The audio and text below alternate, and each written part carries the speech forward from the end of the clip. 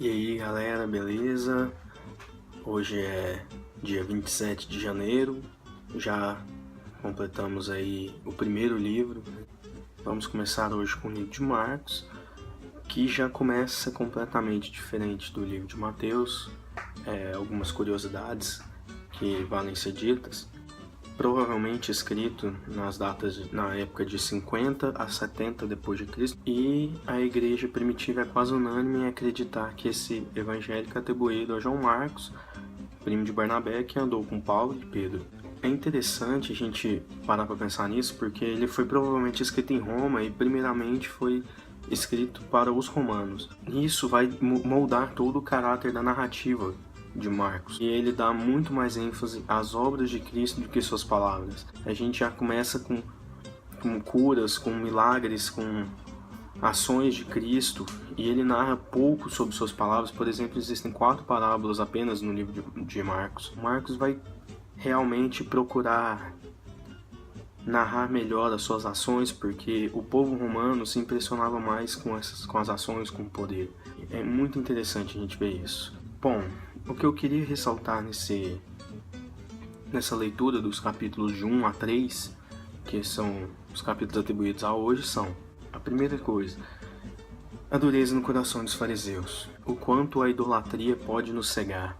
Os fariseus estavam acompanhando o começo da jornada de Cristo, e Jesus ia nas sinagogas, ia pregar nas sinagogas, curava, fazia milagres, expelia demônios na frente dos fariseus, e eles mesmo assim não criam. Eu fico imaginando, falando, nossa, véio, se eu visse um paralítico andar, como que eu não creria na hora?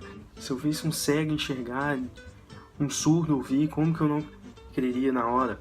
A idolatria pode fazer isso com a gente.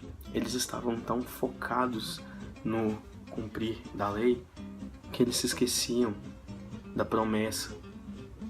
E o livro de Marcos já começa dizendo, conforme a profecia de Isaías dizia, mostrando quem é o Filho de Deus. Eu achei muito interessante que em determinado momento no capítulo 3, os fariseus viram para Jesus e falaram: quem é você para expelir demônios, senão Beelzebul? Eles viraram para Jesus e falaram que ele era um espírito imundo.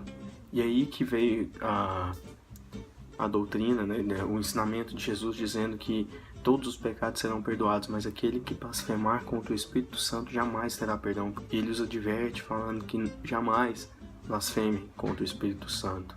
O único que tem poder e autoridade para expelir os espíritos imundos é Deus. Como que Satanás expelir seu próprio Satanás? Não fazia sentido, né? Eles estavam com os corações tão duros, tão cegos pela idolatria, que eles não conseguiam enxergar esses simples detalhes. E isso pode muito bem acontecer com a gente. A gente tem que tomar cuidado. Trabalho, dinheiro, televisão, entretenimento, tantas coisas que podem nos cegar e nos impedir de ver as obras de Cristo e de realmente crer. Vamos tomar cuidado com isso, né, galera? Por último, no final do capítulo 3, Jesus está pregando numa sinagoga. Já começa a ter aqueles tumultos criados pelas obras de Cristo. Os judeus, especialmente os fariseus, já estão por aqui com ele, já estão de saco cheio.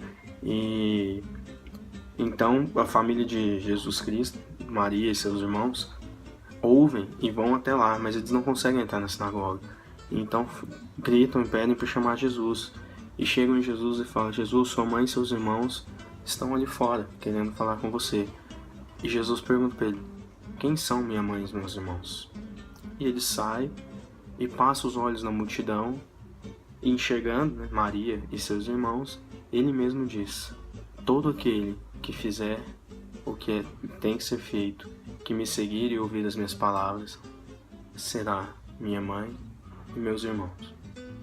É tenso falar isso, né? Mas Jesus aí já tira todo o poder e a autoridade que poderiam ter sido concedidos a Maria e os traz para si mesmo, né? Então é isso, gente. Essa foi a edição de hoje. Espero que vocês tenham gostado.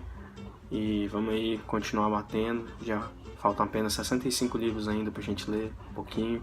Em um ano a gente consegue matar isso aí. Valeu! E aí? Já leu a Bíblia hoje?